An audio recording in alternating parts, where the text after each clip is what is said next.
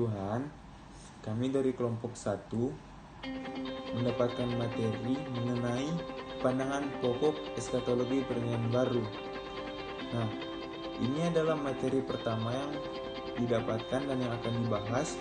Jadi kelompok kami hanya akan membahas mengenai pandangan pokok eskatologi dalam perjanjian baru. Jadi kita belum akan masuk lebih dalam lagi dalam pandangan ini. Kita hanya akan memaparkan hal-hal yang menjadi pokok eskatologi dalam perjanjian baru.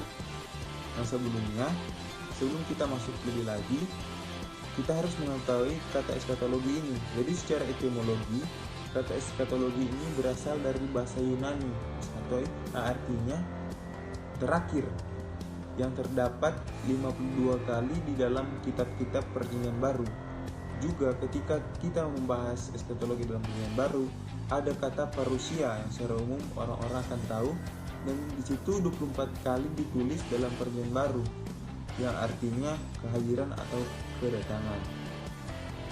Secara umum, istilah eskatologi ini mengacu kepada pengertian terakhir dalam Matius 5 ayat 26 dan juga Lukas 12 ayat 59. Juga eskatologi ini berarti ruang, waktu, dan juga kita ditulis juga emra yang artinya hari Tuhan. Nah, dalam bahasa Yunani, kata parousia yang saya singgung tadi dipakai ini untuk membahas mengenai kunjungan seorang pejabat tinggi yang nantinya tidak akan kita bahas. Dalam apokaliptik orang Yahudi dipakai untuk kedatangan Allah atau Mesiasnya. Dalam studi Alkitab, kata eskatologi ini menunjuk pada gagasan-gagasan baik dalam perjanjian lama dan perjanjian baru mengenai periode sejarah atau keberadaan yang terakhir yang dapat berarti titik penghabisan atau peristiwa-peristiwa yang dengannya segala sesuatu dinilai dalam perjanjian baru. Nah, eskatologi ini yang merupakan gagasan kompleks sekitar kerajaan Allah dalam pengajaran Yesus, kedatangan anak manusia, parousia, dan keadaan yang akan terjadi pada zaman yang akan datang.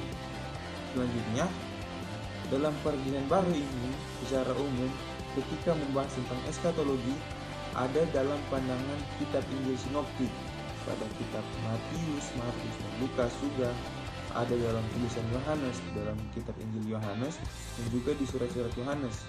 Dan juga seorang rasul, yaitu Rasul Paulus, juga menyinggung masalah eskatologi dalam perjanjian baru dalam tulisan-tulisannya. Juga kita bisa melihat bahwa dalam kitab Wahyu ketika Yohanes mendapatkan pernyataan khusus atau wahyu di Pulau Patmos. Untuk Injil sinoptik ini mengenai pandangan eskatologi, jadi para penulis Injil sinoptis ini telah sepakat berbicara mengenai kemesiasan Yesus. Di sini jangan serta-merta diartikan sebagai bahwa telah sepakat untuk berbicara. Maksud dari sini adalah ketika kita membaca Injil sinoptik, di sini ada perbedaan-perbedaan mengenai kedatangan Tuhan, tetapi dalam satu tujuan, yaitu membahas tentang hal yang akan datang, yaitu Tuhan Yesus yang akan datang kedua kali di dunia ini. Tidak saja melalui kesaksian langsung, tetapi juga secara tidak langsung. Juga dilihat dari sudut dimensi waktu, maka jelas bahwa ajaran-ajaran Yesus ini mengandung dimensi waktu dinyatakan di masa lalu, di waktu kini, dan dimensi waktu yang akan datang. Jadi perkataan-perkataan dari Yesus ini mengandung suatu relatable atau hal yang berelasi di masa lalu, masa kini, dan masa yang akan datang. Dan juga di balik ajarannya Tuhan Yesus yang kena mengena dengan waktu ini terdapat pikiran pokok, yaitu Yesus mengenai kerajaan Allah yang menjadi nyata dan berlaku. Juga dalam tulisan Yohanes, pada tulisan Yohanes ini pandangan bersifat vertikal, lebih nyata dalam Injil Yohanes, yaitu memandang karya keselamatan Allah sebagai wujud surgawi, namun nyata, suatu dunia di atas keberadaan dunia sekarang. Nah, Yohanes mengingatkan pembacanya untuk tinggal dalam Kristus, supaya apabila ia menyatakan dirinya, dia Yesus yang akan datang kedua kali, kita beroleh keberanian untuk percaya yaitu kita mendapatkan iman untuk mengimani dia Tuhan Yesus, dan tidak usah malu terhadap dia pada hari kedatangannya. Dalam tulisan-tulisan Rasul Paulus menjelaskan tentang eskatologi, Paulus ini memperkenalkan eskatologi dengan 3 istilah, yaitu parousia yang pertama yang sudah disinggung tadi, bahwa yang dipakai secara teknis untuk menyatakan kedatangan Tuhan kembali. Juga ada kata apokalipsis, dan di sini artinya adalah penyataan dalam 1 Korintus 1 ayat 7 dan 1 Korintus 3 ayat 13. Juga ada kata hari itu yang sudah dikenal dari sekian lama dalam ungkapan hari Tuhan dalam Roma 13 ayat 11 sampai 14. Eskatologi dalam kitab Wahyu.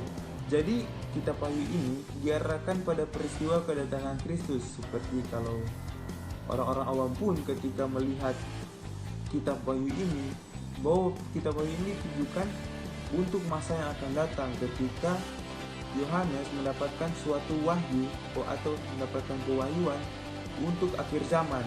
Dimulai dari petunjuk yang mula-mula sekali dalam Wahyu 1 ayat 7 dan Wahyu 19 ayat 11. Tidak berbicara mengenai kedatangan, tetapi mengenai perwujudan atau manifestasi. Jadi mengenai perbuatan-perbuatan, hal-hal yang akan terjadi, hal-hal yang sebelumnya akan terjadi, dan sesudah terjadi kedatangan Tuhan Yesus. Jadi di dalam kitab Wahyu ini ada kiasan-kiasan apokaliptik berupa kuda putih, mata yang menyala, jubah dan pedang yang tajam, dan nanti akan dibahas oleh kelompok berikutnya. Dapat disimpulkan bahwa dari pandangan eskatologi perjanjian baru, eskatologi bukan hanya berbicara tentang masa yang akan datang, tapi juga masa kini melalui inkarnasi Allah di dalam Yesus Kristus yang menjadi manusia. Kedatangan Kristus kedua kalinya sebagai hakim, dan tidak ada yang akan mengetahui kapan saatnya tiba. Tapi berdasarkan pandangan-pandangan pokok baik dari Injil Sinoptik, tulisan Yohanes, Paulus, dan juga kitab Wahyu, intinya bahwa menjelaskan bahwa Yesus akan datang kembali untuk kedua kalinya melalui tanda-tanda dan hal-hal yang akan kita lihat dalam kitab Wahyu yang akan dijelaskan secara rinci. Demikian hasil materi kami, Tuhan Yesus memberkati.